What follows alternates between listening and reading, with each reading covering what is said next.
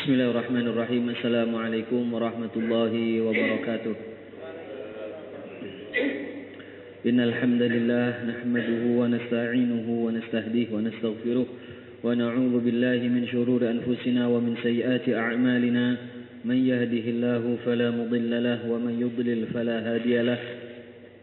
Asyhadu an la ilaha illallah wahdahu la syarika lahu wa asyhadu anna Muhammadan 'abduhu wa rasuluhu la nabiyya ba'dahu. Allahumma fasalli wa sallim wa barik wa karrim ala sayyidina Muhammadin miftahi babi rahmatillah adada ma fi ilmillah salatan wa salaman daimaini bidawami mulkillah wa ala alihi wa sahbihi wa mawalah. Subhanakallahumma la ilma lana illa ma 'allamtana innaka antal alimul hakim wa tub alaina innaka antat tawwabur rahim. Allahumma arinal haqqa haqqan وارزقنا اتباعه وارنا الباطل باطلا وارزقنا اجتنابه ولا تجعله علينا مشتبها فنتبع الهوى. اللهم علمنا ما ينفعنا وانفعنا بما علمتنا وزدنا من لدنك علما. أما بعد. Bapak-bapak, ibu-ibu, saudara-saudara, para jamaah salat maghrib yang dirahmati oleh Allah Subhanahu wa taala. Alhamdulillah, kita bersyukur kepada Allah pada malam hari ini kembali dengan izin Allah Subhanahu wa taala dan kehendaknya kita bisa untuk berkumpul dalam majlis kita seperti biasa membahas ilmu yang sangat penting dalam kehidupan kita sebagai seorang muslim, yaitu ilmu akidah dengan pemahaman akidah Ahlus Sunnah wal Jamaah. Semoga Allah Subhanahu wa taala meridhai kehadiran kita di tempat ini, memberikan keberkahan kepada kehidupan kita dan juga memberikan kemudahan untuk melaksanakan ketaatan-ketaatan yang lainnya. Amin ya rabbal alamin. Salawat dan salam selalu kita haturkan kepada Nabi kita, baginda yang mulia, Nabi besar Muhammad sallallahu alaihi wa alihi wa sahbihi wasallam, dan juga kepada keluarga, para sahabat dan seluruh kaum muslimin yang mengikuti setiap sunnah-sunnah dan syariat yang beliau bawa hingga hari kiamat kelak. Hadirin rahimakumullah, melanjutkan pembahasan kita. Pada pertemuan yang lalu kita telah menyelesaikan pembahasan tentang jin dan kehidupannya dalam sebuah tema besar berkaitan dengan ruhaniyat atau hal-hal yang berkaitan dengan alam ruh. Pada pertemuan hari ini kita akan membahas tema yang ketiga atau pembahasan yang ketiga dan yang terakhir dalam pembahasan ruhaniyat ini, yaitu tentang ruh, jiwa dan akal. Tiga hal tersebut juga masuk dalam pembahasan ruhaniyat karena memang sifatnya tidak memiliki jasad, sifatnya abstrak, tidak bisa terlihat dengan mata telanjang kita. Ini yang pertama adalah tentang ruh. Ar-ruh diambil dari bahasa Arab, juga maknanya kurang lebih sama. Untuk permasalahan ruh ini juga tentang akal dan jiwa, sebenarnya dalil-dalil atau penjelasan syariat berkaitan dengan hal ini sangatlah minim. Tidak banyak yang bisa dijadikan sebagai bahan kajian. Namun demikian, para ulama telah membahas ruh ini sesuai dengan dalil-dalil yang ada, meskipun tidak sebanyak dengan dalil-dalil yang lainnya. Dan hal ini memang sudah merupakan tabiat daripada syariat kita, syariat Islam, yang pembahasan tentang ruh itu hanya dimiliki oleh Allah Subhanahu wa taala secara mendetailnya. Dan ini seperti yang disebutkan di sini, ada sebuah ayat yang sangat terkenal yang secara tegas menjelaskan tentang ruh. Wa yas'alunaka 'anir ruh, dan mereka bertanya kepadamu wahai Nabi Muhammad sallallahu alaihi wasallam tentang ruh. Yang bertanya ini menurut para ahli tafsir berkaitan dengan sebab nuzulnya, sebab turunnya ayat. Yang bertanya adalah orang-orang Yahudi.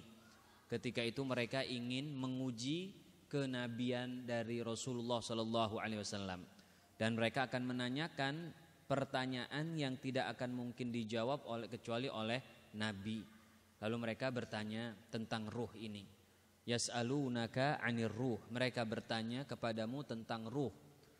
Qulir ruhu min amri rabbi. Sesungguhnya ruh itu, masalah tentang ruh, pembahasan tentang ruh adalah urusan Tuhanku. Yang mengetahuinya secara mutlak sangat mendetail adalah Allah Subhanahu wa ta'ala. Wa ma utitum minal ilmi illa qalila. Nah, ini penegasannya untuk kita. Ruh itu yang memiliki pembahasan detail adalah Allah, sementara kita hanya diberikan sedikit saja. Tidaklah kalian diberikan pengetahuan tentang ruh kecuali hanya sangat sedikit. Artinya apa yang kita temukan sekarang dari penjelasan para ulama itu hanya sangatlah sedikit dibandingkan dengan pengetahuan ruh yang sebenarnya yang disimpan oleh Allah Subhanahu wa ta'ala. Nah, hadirin rahimakumullah, oleh karena itulah di sini memang para ulama terjadi perbedaan yang sangat besar berkaitan dengan makna ruh ini. Banyak sekali pendapat-pendapat yang beredar dalam kalangan Ahlus Sunnah wal Jamaah berkaitan dengan ruh. Salah satunya di sini yang diungkapkan oleh Al-Imam An-Nawawi, yang dimaksud dengan ruh adalah sosok halus transparan yang tembus pandang. Beliau dikatakan di sini, kalau dalam bahasa Arabnya dikatakan syaffaf, yang artinya bisa menembus pandangan kita, tidak bisa melihat dirinya, tapi pandangan kita akan menembus sosok daripada ruh tersebut. Sosok halus yang transparan bercampur dengan tubuh, yang diletakkan dengan tubuh kita, seperti bercampurnya air dengan tangkai atau batang pohon hijau dimasukkan. Artinya tidak bercampur. Ya, kalau tangkai kita masukkan ke dalam air, meskipun ruh itu atau tangkai itu di dalam air, tetapi dia tidak bercampur dengan air itu sendiri. Kalau diangkat maka akan terpisah. Maksudnya itu bercampurnya air dengan tangkai hijau. Jadi di sini hadirin rahimakumullah, memang Allah Subhanahu wa taala ketika menciptakan manusia ke alam wujud, ke alam dunia, Allah Subhanahu wa ta'ala telah menciptakan jasad untuk manusia demi mengakomodir keadaan dunia ini. Memang dunia kita yang seperti ini membutuhkan jiwa itu untuk tersimpan, yaitu adanya sebuah sosok jasad. Sebelum di dunia ini sebenarnya ruh itu sudah ada sebelumnya di sebelum alam dunia. Kata para ulama, orang-orang manusia ini melewati beberapa alam. Yang alam pertama disebut dengan alam ruh. Di sana berkumpul ruh dengan sosok aslinya tanpa jasad. Dan ruh itu sudah diciptakan oleh Allah Subhanahu wa taala secara menyeluruh, dalam arti seluruh orang yang akan muncul di dunia ini sampai hari kiamat kelak itu sudah ada. Sudah ada bahkan sebelum adanya dunia, sebelum adanya Nabi Adam alaihi salam. Hal ini ditegaskan oleh Allah Subhanahu wa taala di dalam surat Al-A'raf, wa idz akhadha rabbuka min bani adama min zuhurihim dzurriyyatahum wa asyhadahum ala anfusihim alastu bi rabbikum qalu bala. Dan ingatlah ketika Tuhanmu telah mengambil sumpah dari setiap anak Adam. Mengambil sumpah dari setiap anak Adam. Artinya anak Adam sudah ada, sudah diambil sumpahnya oleh Allah Subhanahu wa taala. Kapan keadaan di mana seluruh anak Adam itu sudah diambil sumpah? Bukan di dunia tentu saja. Karena di dunia ini keadaan secara yang kita lihat sekarang realitasnya, tidak semua anak Adam ada dalam satu waktu yang sudah diangkat oleh Allah, yang sudah diangkat sumpah oleh Allah Subhanahu wa taala. Jadi di sini diisyaratkan, kata para ulama, ini ada alam sebelumnya. Alam sebelum alam dunia ada namanya alam arwah. Seluruh ruh sudah dikumpulkan. Setelah berkumpul semua, kemudian Allah Subhanahu wa taala mengambil sumpah dari mereka, alastu bi rabbikum, bukankah aku ini adalah Tuhan kalian wahai arwah-arwah manusia? Qalu bala, ya kami mengakuinya. Artinya ini sudah ada alam, Nanti ketika masuk ke alam berikutnya, alam dunia, ruh ini sesuai dengan takdirnya masing-masing akan bergilir masuk ke dunia lalu diberikan jasadnya. Nah, disinilah bertemunya jasad dengan ruh. Nanti ketika kita masuk ke alam kubur, dipisahkan lagi jasad dengan ruh. Ya, jasadnya hancur, ruhnya masih ada. Kemudian masuk ke dalam alam barzah dengan ruh itu sendiri. Baru nanti di akhirat di surga. Kalau di dalam surat Al-Waqiah disebutkan bahwa kita ini akan dibentuk dengan bentuk yang baru. Artinya ada jasad yang baru. Wallahu alam apakah dengan jasadnya ataukah itu makna ruhnya dibentuk dengan yang baru, wallahu alam. Nah, artinya apa? Rahimakumullah, ruh ini untuk pertemuan di dunia bertemu langsung dengan jasad. Ya. Nah, di sini yang dikatakan Imam An-Nawawi bertemunya seperti sebuah tangkai yang dimasukkan ke dalam air. Sebagian ulama, mayoritas ulama bahkan tidak mendefinisikan apa itu ruh karena khawatir ya akan salah di dalam pendefinisiannya, karena mereka hanya berpijak pada dalil yang tadi disebutkan bahwa ruh ini mutlak kemilik dari Allah Subhanahu wa taala. Nah, hadirin rahimakumullah, berikutnya ini ruh dalam keadaan tidur. Kita semua biasanya selalu mengaitkan ruh itu dengan kehidupan. Kalau ruh itu tidak ada berarti datang kematian ketika ruh berpisah dengan jasad. Tetapi di dalam Al-Quran Allah Subhanahu wa ta'ala mengisyaratkan bahwa Allah Subhanahu wa ta'ala mengambil ruh manusia ketika sedang tidur. Tapi kenyataannya manusia kan masih hidup. Kenyataannya manusia masih hidup. Dari situlah kemudian berdasarkan ayat itu juga di situ disebutkan ada isyaratnya bahwa ruh yang diberikan kepada manusia ini sebenarnya ada dua jenis. Jadi ada dua jenis ruh yang diberikan pada jasad manusia. Yang pertama di sini disebutkan ruh yaqadhah, ruh yang terjaga. Sebagian ulama lagi mengartikan dengan ruhut tamyiz. Tamyiz artinya ruh yang mampu membedakan, yang disebut dengan akal. Ruh tamyiz ini disebut dengan akal. Nanti ada pembahasan kita tentang akal. Jadi ada yang namanya ruh yang itu maksudnya adalah akal, dan ada ruh yang berkaitan dengan kehidupan. Ya, di sini ada dua, ruhul yaqadhah, ruh yang terjaga yang berkaitan dengan akal, dan ruh hayat atau kehidupan. Nah, ketika seorang tidur yang diambil itu adalah salah satu ruh tersebut, yaitu ruh yang merupakan ruh yaqadhah atau ruh tamyiz, ruh yang berupa akal. Jadi ketika manusia tidur, akalnya sudah tidak bekerja lagi, tetapi dirinya masih hidup. Dirinya masih hidup. Yang mempertahankan kehidupannya adalah ruh yang kedua itu, yaitu ruh kehidupan tersebut. Dan inilah yang diisyaratkan oleh Allah Subhanahu wa taala di dalam ayat yang bisa kita lihat di sini, Allahu yatawaffal anfusa hina mautiha, dan Allah lah yang mewafatkan sebuah jiwa ketika dia mati. Ketika mati wafat, sudah tidak ada. Wallati lam tamut fi manamiha, dan yang jiwa itu tidak mati ketika ia sedang tidur. Ketika tidur tidak mati. Ya, tidak mati. Fayumsiku allati qada 'alaihal mauta wa yursilul ukhra. Lalu Allah akan mengambil yang berkaitan dengan kematian kalau sudah waktunya untuk meninggal, wa yursilul ukhra, dan akan melepaskan yang lain, ya, memberikan lain kalau memang masih diberikan kehidupan. Artinya kalau misalnya orang yang tidur itu ditetapkan takdirnya meninggal, maka ruh kehidupannya juga akan diangkat oleh Allah Subhanahu, akan diambil. Tapi kalau misalnya tidak, maka akan diberikan jiwa yang lain. Berarti di sini ada dua jiwa, ada dua ruh. Ada ruh yang dipegang, ada ruh yang dilepaskan ketika seseorang itu sedang tidur.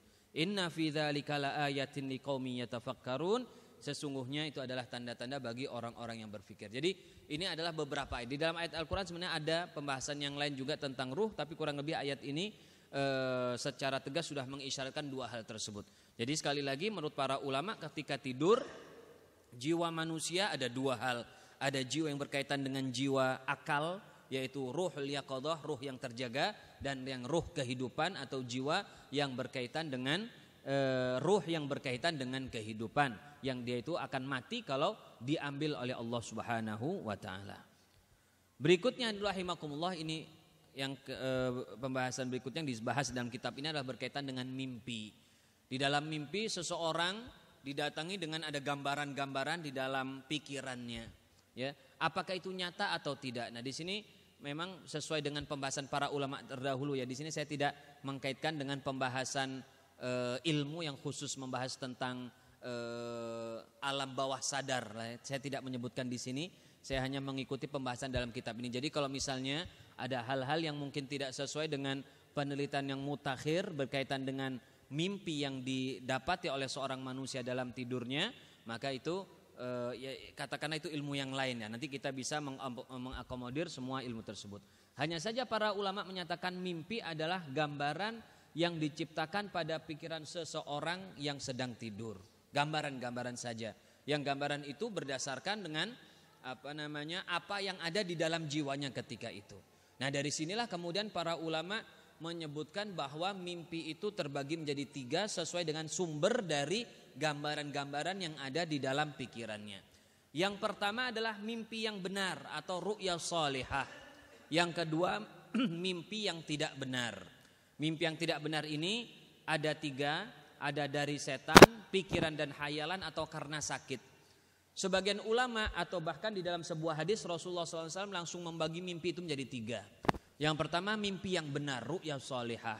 Yang kedua mimpi dari setan. Yang ketiga adalah mimpi yang merupakan bunga tidur, istilah kita. Ya, adghasu ahlam, di dalam Al-Quran disebutkan demikian. Yang dari sakit ini tidak disebutkan. Ya, yang dari sakit biasanya kita melihat kalau ketika orang dalam keadaan demam yang sangat tinggi, maka akan dalam pikirannya muncul bayangan-bayangan yang tidak biasa. Ya, dia menggigau dan lain sebagainya, pikirannya tidak tenang dan sebagainya. Itu disebabkan karena demam yang sedang diderita oleh orang tersebut. Nah, mimpi yang benar ini dari Allah Subhanahu wa taala yang disebutkan dalam sebuah hadis, juz'un min sittin wa arba'ina juz'an minan nubuwah. Jadi mimpi yang benar yang berasal dari Allah Subhanahu wa taala ini merupakan bagian dari kenabian, bagian dari 46 bagian kenabian. Jadi kenabian itu diderajatkan menjadi 46 bagian. Salah satunya itu adalah mimpi yang benar. Ketika kenabian itu sudah selesai dengan wafatnya Rasulullah SAW, yang masih tersisa dari sisa-sisa istilahnya dari bekas-bekas kenabian itu adalah mimpi yang benar tersebut. Dan mimpi yang benar ini akan ada sampai akhir zaman. Sampai akhir zaman akan dirasakan pada jiwa-jiwa yang bersih, yang umumnya dikatakan dalam hadis Rasulullah SAW, asdaqukum ru'ya asdaqukum hadithan. Orang yang paling benar mimpinya di antara kalian adalah orang yang paling benar perkataannya. Jadi selama kita menjaga perkataan kita dengan baik, perbuatan kita sesuai dengan syariat, kita taat kepada Allah, kita menjadi orang yang soleh, insya Allah Allah akan mendatangkan dalam mimpi kita adalah mimpi-mimpi yang benar. Mimpi yang benar ini bisa macam-macam. Ada mimpi yang benar menunjukkan sesuatu yang telah terjadi di masa lalu. Ada juga mimpi yang benar berkaitan dengan sesuatu yang akan terjadi di masa mendatang.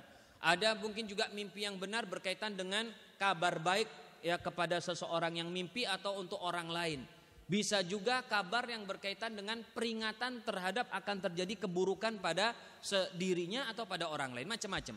Yang penting intinya itu adalah benar dan akan terjadi secara nyata di dalam kehidupan orang tersebut setelah orang itu terjaga. Nah, inilah yang merupakan bagian dari kenabian. Dan kita bisa mendapatkan masing-masing sesuai dengan kedekatan kita kepada Allah Subhanahu wa taala. Dan mimpi yang benar seperti ini hadirin rahimakumullah tidak terbatas pada malam hari saja, sebagaimana yang terkadang disebutkan oleh sebagian kalangan ya, sebagian kaum muslimin, bahwa mimpi yang benar itu kalau kita lihatnya di tengah malam. Sebenarnya tidak mutlak harus seperti itu. Di dalam Sahih Bukhari disebutkan ada bab khusus namanya ar-ru'ya fin nahar, ya, mimpi benar di siang hari. Kemudian disebutkan hadis Rasulullah SAW. Suatu ketika Rasulullah SAW ini diundang oleh seorang sahabat untuk makan di rumah beliau. Dimakan rumah sahabat tersebut. Setelah makan di rumah tersebut di siang hari, lalu Rasulullah SAW berbaring untuk istirahat. Dalam tidurnya itu tiba-tiba Rasulullah tersenyum. Setelah tersenyum langsung beliau bangun. Beliau bangun tersenyum, kemudian ditanya, kenapa engkau tersenyum ya Rasulullah setelah bangun dari tidur? Kemudian diceritakan beliau melihat begini-begini dari kaumnya, dari kaum muslimin yang diceritakan di dalam hadis tersebut. Artinya apa? Ini adalah bagian dari mimpi yang benar dan terjadi di siang hari. Begitu juga kata para ulama, bisa saja mimpi yang benar tersebut terjadi di siang hari. Intinya adalah kebenaran atau tidaknya itu memang kita tidak bisa pastikan. Ya, kita tidak bisa pastikan mimpi mana yang benar atau yang pasti terjadi seperti apa contohnya atau seperti apa tanda-tandanya, kita tidak bisa pastikan juga ya. Tetapi ya, kadang-kadang memang hal ini adalah ilmu tertentu yang bisa kita tanyakan kepada yang pakarnya, yang disebut dengan para ahli takwil mimpi. Dan itu ada ilmu takwil mimpi, tentu saja ada, seperti yang digambarkan oleh Allah Subhanahu wa taala, diberikan hal itu kepada Nabi Yusuf alaihissalam. Di antara para ulama ya dari kalangan tabi'in yang sangat terkenal dengan ilmu ini, dengan ilmu takwil mimpi adalah seorang ulama yang bernama Muhammad bin Sirin. Beliau ini tabi'in, murid para sahabat. ya ahli sekali dalam mentakwil mimpi. Bahkan sekarang ada sebuah kitab yang dicetak berkaitan dengan takwil mimpi yang dinisbatkan kepada beliau. Namanya Takwilul Ahlam, takwil mimpi. Itu ada bukunya. Jadi beliau menyebutkan kalau melihat seperti ini maka takwilnya seperti ini, melihat seperti ini takwilnya seperti ini dan lain sebagainya. Nah, ini adalah mimpi yang benar yang diisyaratkan Rasulullah merupakan bagian dari kenabian. Yang kedua adalah mimpi yang tidak benar. Yang pertama dari setan. Biasanya mimpi dari setan ini sifatnya buruk. Kalau dalam sebuah hadis Rasulullah mengatakan ru'yat tahzin minasyaiton. Mimpi yang sifatnya itu membuat sedih yang berasal dari setan. Jadi mimpi ini sifatnya menakutkan kita. Kalau kita bangun menjadi kita tidak senang, kita ketakutan, kita merasa sedih, kita merasa lemah dirinya setelah melihat ini, kita merasa takut untuk melaksanakan hari esok dan lain sebagainya. Ini berarti dari setan. Umumnya seperti itu pasti dari setan. Karena apa? Memang setan itu ingin mengganggu kita, keadaan kita, sehingga kita tidak bisa menjalani kehidupan ini dengan secara baik. Bahkan dengan seperti itu mungkin saja dia bisa menyesatkan orang yang diberikan mimpi tersebut. Kalau seseorang mendapatkan mimpi yang buruk seperti ini, Rasulullah SAW sudah pernah memberikan kepada kita nasihat-nasihat jika kita melihat mimpi yang buruk, apapun mimpi tersebut. Yang pertama-tama adalah kalau kita melihat mimpi tersebut lalu kita terbangun, maka kita dianjurkan untuk meludah ke kiri sebanyak 3 kali. Tetapi meludahnya ini bukan meludah dengan mengeluarkan air liur, tapi ludah yang mengeluarkan udara yang lembab saja. Ya, jadi tidak ada air liurnya keluar. Jadi kurang lebih seperti ini saya gambarkan. Nah, kurang lebih seperti itu. Jadi yang kelihatan itu yang keluar cuma angin. Ini adalah kalau seorang melihat mimpi yang buruk, kita ke sebelah kiri. Ya, kita meludah ke sebelah kiri tapi tanpa mengeluarkan air liur. Yang kedua yang juga dilakukan oleh orang tersebut adalah hendaknya sebagaimana disebutkan oleh Rasulullah SAW, merubah posisi tidurnya. Ya, merubah posisi tidur. Kalau dia misalnya tidur di bagian ini, dia pindah ke sebelah yang lain. Ya, atau sebagian kata ulama dibalik model tidurnya, misalnya bantalnya dibalik, posisi tidurnya dia balik lagi dan lain sebagainya, dia pokoknya posisi tidurnya dia balik. Jangan pada posisi yang tersebut. Jangan pada posisi tersebut. Dan yang ketiga dan ini sangat penting adalah jangan menceritakan mimpi tersebut kepada orang lain. Ini yang paling penting. Jangan menceritakan mimpi itu kepada orang lain. Dalam sebuah hadis dikatakan dikhawatirkan kalau itu diceritakan nanti akan terjadi secara benar-benar. Jadi jangan diceritakan. Kalau dapat mimpi yang buruk bagaimanapun jangan diceritakan. Bahkan meskipun kita mimpinya itu berkaitan dengan orang lain. Misalnya kita kenal ada seorang teman kita terjadi sesuatu kepada dia, sesuatu yang buruk, jangan kita ceritakan kepada dia. Jangan kita ceritakan kepada orang tersebut. Kalau kita merasa itu adalah adalah mimpi yang benar, yang bagian dari yang pertama, maka kita jangan beritahukan kepada si fulan yang pemilik kisah yang disebutkan dalam mimpi tersebut. Tetapi kita tanyakan kepada yang kita anggap memahami takwil mimpi. Kita tanya ini maksudnya apa? Baru kita mengetahui. Kalau buruk ya sudah. Kalau memang ini kenyataannya adalah mimpi yang benar, ya baru boleh kita ceritakan, kita peringatkan pada orang tersebut. Saya tadi malam mimpi buruk begini dan menurut ahli tafsir mimpi maknanya seperti ini, maka saya memperingatkan dirimu, khawatir hal itu terjadi, hati-hati. Ya, tapi kalau ternyata itu hanya sebagai mimpi yang tidak benar, yang tidak ada, yang hanya berasal dari setan, maka pasti tidak ada takwilnya. Pasti tidak ada takwilnya. Nah, seperti itu jangan kita ceritakan kepada orang lain. Dan yang sering ini kadang-kadang terjadi pada diri kita sendiri. Kita mimpi dibunuh orang, bahkan kadang-kadang begitu. Kita mimpi keluarga kita ada yang sakit keras, ada yang terjatuh dari jurang dan lain sebagainya. Gak usah kita, pokoknya jangan pernah mikirkan, jangan kita terbawa dengan pengaruh tersebut. Lalu siangnya kita gak cerita, tapi pikiran kita hanya terbatas pada hal itu. Jangan sampai. Pokoknya buang saja jauh-jauh. Karena itu pasti dari setan. Begitu yang ditegaskan oleh Rasulullah SAW. Dan yang ketiga, nah ini mimpi yang banyak, yang umumnya banyak pada manusia secara umum, yaitu mimpi yang dalam arti bahasa kita bunga tidur, ya, yang datang berdasarkan pikiran-pikiran kita sebelum tidur atau pekerjaan yang kita lakukan di hari tersebut. Seorang sebelum tidur biasanya berpikir macam-macam, menghayal kemana-mana pekerjaannya, keluarganya, orang yang berkaitan dengan dirinya, akhirnya masuk ke dalam tidur. Dan inilah yang disebut dengan mimpi yang berasal dari bunga tidur. Ini tidak ada maknanya sama sekali, tidak ada maknanya sama sekali.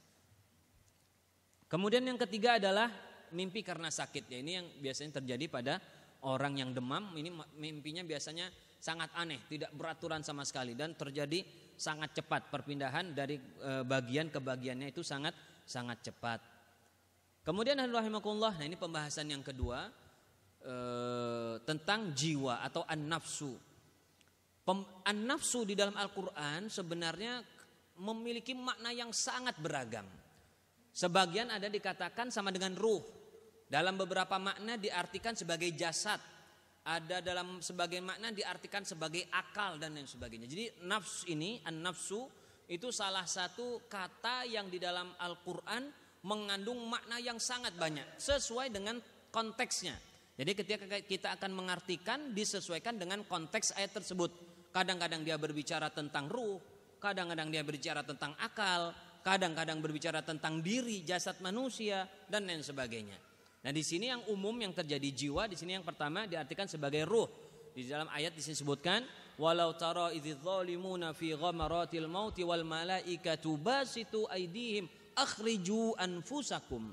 Ketika malaikat maut akan mengambil ya, pada jiwa-jiwa yang buruk, ya dipaksa keluar, akhriju, keluarkan jasad, dikeluarkan ruh kalian, ya, tapi menggunakan kata anfusakum yang merupakan bentuk jamak atau plural dari nafs.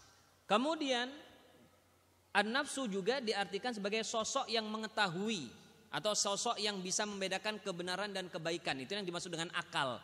Dan di sini disebutkan tergabung di dalamnya bisa ruh, bisa nafsu dan bisa akal. Ya, dia yang bisa membedakan antara kebaikan dan keburukan. Nah, hadirin rahimakumullah, umumnya kalau dalam ilmu akhlak atau tazkiyatun nafs, jiwa atau an-nafsu itu diartikan sebagai hawa nafsu lah bahasa kita, ya. Sesuatu yang ada di dalam diri kita yang biasanya mengajak kepada keburukan, Itu sifat dasarnya seperti itu. Nafsu itu memiliki sifat hanya ingin melakukan sesuatu yang dia anggap enak, itu nafsu. Pokoknya yang dia anggap tenang, membuat dia nyantai, membuat dia bahagia, itu yang keinginan seperti itu berarti dari nafsu kita. Nah, nafsu kalau yang seperti itu dibiarkan terus-menerus nanti akan semakin mengekang kita, akan meminta yang berlebih-lebihan. Nah, dari situlah kemudian di sini para ulama membagi jiwa manusia yang seperti itu menjadi macam-macam. Ada yang berlebih-lebihan, sangat jauh dari syariat. Pokoknya yang diinginkan hanya sesuatu yang membuat dirinya bahagia meskipun harus melanggar syariat. Ada juga jiwa yang dia sudah bahagia dengan ketaatannya kepada Allah. Sebaliknya, ini sebuah bentuk jiwa yang bertentangan. Dan ada juga yang bercampur-campur. Nah, di sinilah dibagi oleh para ulama. Sebagian membagi menjadi 3 seperti yang kita lihat di sini. Sebagian lagi ada yang membagi 4, nanti akan kita sebutkan yang terakhir. Yang pertama adalah nafsu yang disebut dengan ammaratun bisu. Ammarah yang artinya memerintahkan, bisu dengan keburukan. Jadi jiwa ini pokoknya keinginannya atau pembawaannya, tabiatnya hanya melakukan keburukan-keburukan saja, kemaksiatan-kemaksiatan saja. Kalau diberikan kebaikan dia nolak, nggak senang. Ya, itu biasanya jiwa orang-orang yang banyak maksiat dan lain sebagainya. Orang yang sering maksiat kalau dibawa ke masjid atau duduklah nyantai di teras masjid saja, dirinya sudah nggak tenang, pokoknya nggak enak saja perasaannya di sini. Tapi kalau dibawa ke tempat yang lain, ya ke lapangan, ke kafe misalnya, tempat-tempat yang ini, maka dia akan senang, ya akan bahagia dan lain sebagainya. Itu memang jiwanya sudah tidak mengajaknya kepada kebaikan. Jadi jiwanya sudah kotor, jiwanya sudah buruk. Dan yang ini kalau dibiarkan akan berakibat buruk pada hati kita. Hati ini bukan jiwa ya, yang lainnya. Hati yang akan merusak diri kita, kemudian akhirnya sakit, kemudian akhirnya mati. Kemudian yang kedua disebut dengan nafsu lawamah. Lawamah berasal dari kata lama yang artinya mencela.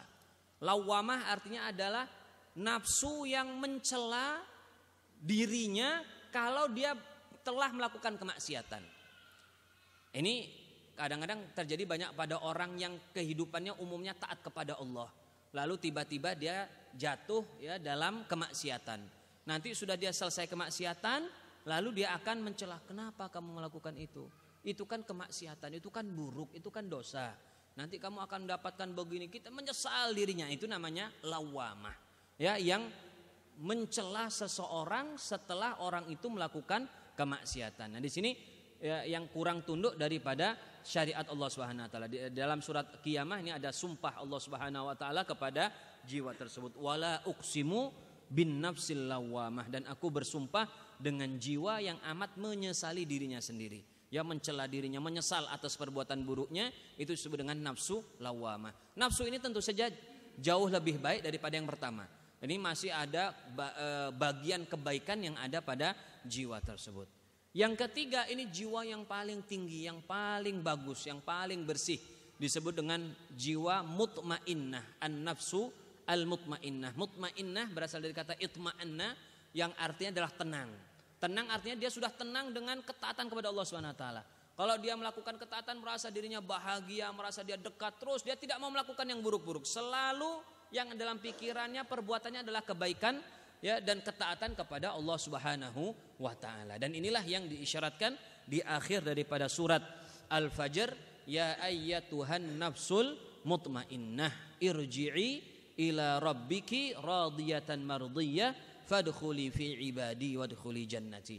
Ini jiwa-jiwa yang tenang, yang bagus, yang mendapatkan tempat yang baik di sisi Allah Subhanahu wa taala. Untuk mencapai ini memang sangat berat. Harus perjuangannya luar biasa. Ya, perjuangan untuk melawan jiwa kita sendiri, nafsu kita sendiri. Dan yang terakhir, ini yang keempat, ini sebagian ulama ada yang menambahkan yang dimaksud dengan jiwa atau an-nafsu al-masulah.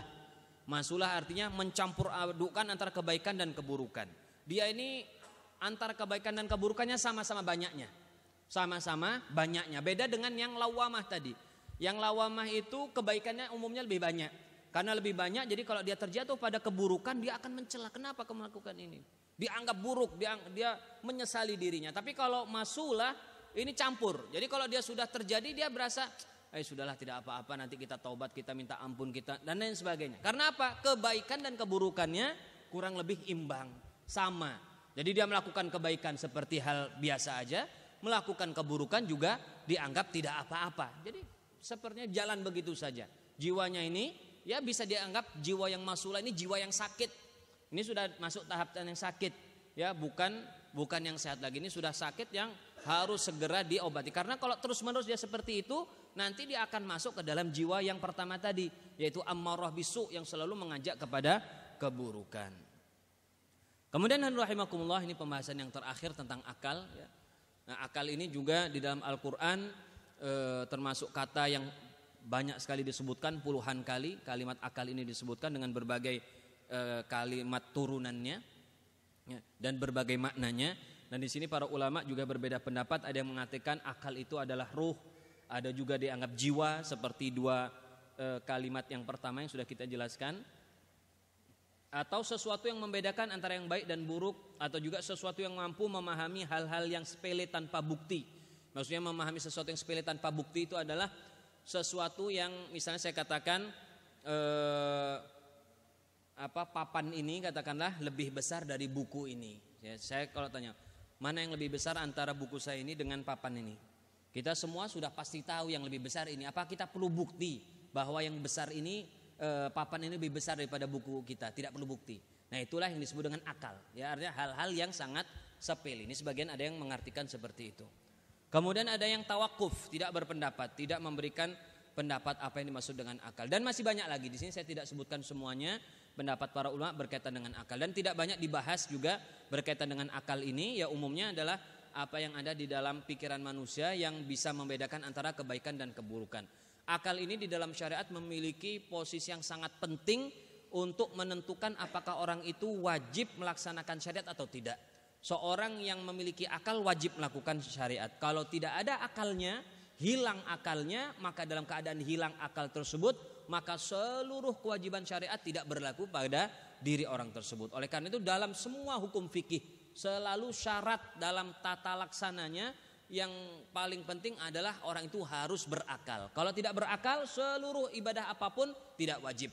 Bahkan ya, mengetahui atau menyembah Allah sekalipun bagi orang yang tidak punya akal itu adalah tidak wajib sama sekali. Misalnya ada orang dilahirkan ya, atau ketika dia masih kecil balita, tahu-tahu dia gila sampai dia meninggal, sehingga orang ini tidak bisa mengetahui Allah Subhanahu wa taala, maka orang tersebut sama sekali bebas dari azab Allah Subhanahu wa taala karena tidak memiliki akal. Tapi kalau dia memiliki akal, wajib dia melaksanakan seluruh syariat Allah Subhanahu wa taala. Nah, inilah rahimakumullah, pembahasan memang sangat singkat sekali ya, berkaitan juga dengan waktu kita, dan pembahasan masih cukup panjang berkaitan dengan yang lain, dan khusus sebenarnya berkaitan dengan ruh dan jiwa ini pembahasannya lebih panjang lagi sebenarnya. Al-Imam Ibnu Qayyim Al-Jauziyah punya kitab khusus berkaitan dengan ruh. Di situ dijelaskan tentang ruh manusia, dari dia dilahirkan, kemudian dia pada ketika hidup, ketika dia di alam barzakh, semuanya dijelaskan oleh Al-Imam Ibnu Qayyim dalam kitab tersebut. Tapi ya karena keterbatasan waktu tidak bisa kita bahas seluruhnya. Insyaallah ya lain waktu, kalau atau sesuai dengan pertanyaan saja. Kalau ada pertanyaan berkaitan dengan itu maka kita sebutkan dari pembahasan beliau. Silakan Pak.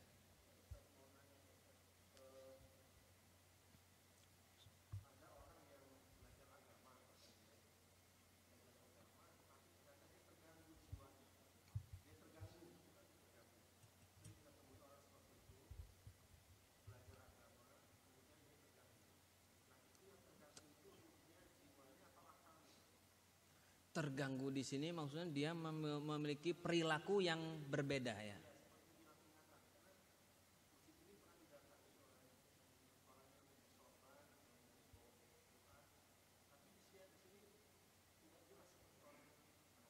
Iya. Wah, wallahu alam, saya tidak tahu sendiri. Jadi kalau seperti memang saya kejadian ada beberapa orang yang kenyataannya Pak, ini memang terjadi. Saya pernah belajar ada, kalau dia tidak kuat membahas sebuah ilmu yang dia pelajari dan tidak ada bimbingan, biasanya dia belajar otodidak. Dia ilmunya cukup berat, biasanya ilmu berkaitan dengan akhlak ini Pak. Ini berkaitan dengan jiwa, dengan hati. Ilmu tentang hati ini kan nggak bisa kita kalau yang dasar-dasar sih kita bisa belajar sendiri-sendiri, masing-masing bisa. Tapi kalau sudah tingkat yang tinggi, dia sudah istilahnya dia sudah sangat khusyuk dalam ibadahnya, dia perlu ketentraman, dan itu perlu ada bimbingan. Itu kan ada. Nah, ini yang saya pernah dengar sendiri, memang ada orang dalam masalah tazkiyatun nafsi itu, dalam masalah akhlak, masalah tasawuf, dalam tazkiyatun nafs tiba-tiba dia kok nyimpang, ada. Ya, ada. Itu saya pernah sendiri. Tapi apa yang terganggu saya tidak tahu apa, wallahu alam. Kadang-kadang orang seperti ini ada juga yang dia kadang sadar, kadang tidak. Istilahnya kumat-kumatan. Kalau pas lagi kumat, lagi penyakitnya datang, sudah dia gila. Ya, itu ada. Saya pernah ketemu itu orang pesantren pernah seperti itu, kurang lebih 3 minggu yang lalu saya ke Mesuji, ada acara di sana, ada begitu, dikatakan ini dulu alim, ustadz di sini. Ilmu nahunya hebat luar biasa. Tahu tiba-tiba nggak tahu karena ada. Ternyata memang ada gangguan dari faktor eksternal, ya, bukan dari belajar ilmunya. Ada gangguan faktor eksternal, kemudian mengganggu dirinya. Tapi ya luar biasa terjadi juga pada orang tersebut itu. Wallahu a'lam. Ada lagi, Pak? Cukup? Baik, rahimakumullah. Jika tidak ada, insyaallah pembahasan kita berikutnya adalah berkaitan dengan tema yang terakhir, atau pembahasan yang terakhir atau yang keempat dalam ilmu akidah ini, yang disebut dengan as-sam'iyat. As-sam'iyat berasal dari kata as-sama' yang artinya pendengaran. Maksudnya adalah hal-hal dalam akidah yang penetapan keberadaannya dan keimanan kita berkaitan dengan hal tersebut hanya didasarkan pada dalil-dalil syariat. Dan ini umumnya berkaitan dengan hal-hal yang metafisik yang tidak ada di alam kita, berkaitan dengan alam akhirat, ya, berkaitan dengan misalnya kubur, ya, alam kubur, tentang barzakh, tentang jembatan Shirathul Mustaqim dalam bahasa kita, ya.